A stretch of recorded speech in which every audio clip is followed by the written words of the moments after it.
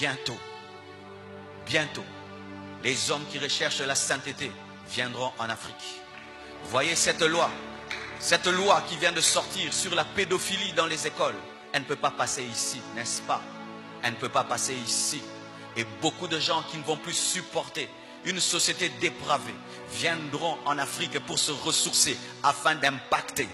Tu ne seras pas, Afrique, tu ne seras pas qu'une réserve naturelle pour le monde, tu seras une réserve spirituelle. Tu ne seras pas qu'une réserve naturelle pour le monde, tu seras une réserve spirituelle. Tu ne seras pas qu'une réserve naturelle pour le monde, tu seras une réserve spirituelle.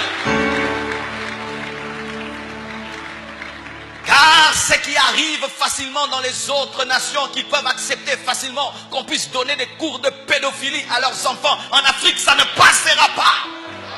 Nous allons amener nos enfants à la maison. Nous allons leur donner des cours de mathématiques à la maison, cours de français à la maison.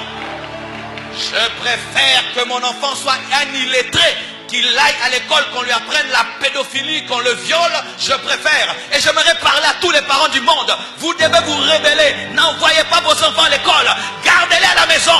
Gardez vos enfants à la maison. Entre un diplôme, une licence et un enfant qui vit dans la pureté, je préfère un enfant qui vit dans la pureté que l'amener à l'école pour qu'on lui apprenne à 4 ans la sexualité. Je le garde à la maison. Arrêtez-moi si vous voulez. Arrêtez-moi. Père, c'est le temps d'aller en prison parce que tu aimes tes enfants. C'est le temps d'aller en prison parce que tu aimes tes enfants.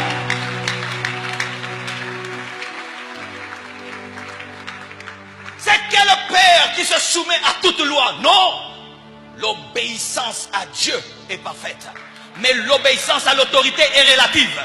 Lorsque la loi est conforme à la parole de Dieu, j'obéis. Mais s'il y a une loi dans la nation qui contredit la Bible, amenez-moi en prison. Et si vous allez nous interdire les visas, interdisez les visas. Nous allons prêcher au Congo. Nous allons prêcher au Congo. Nous allons prêcher au Congo.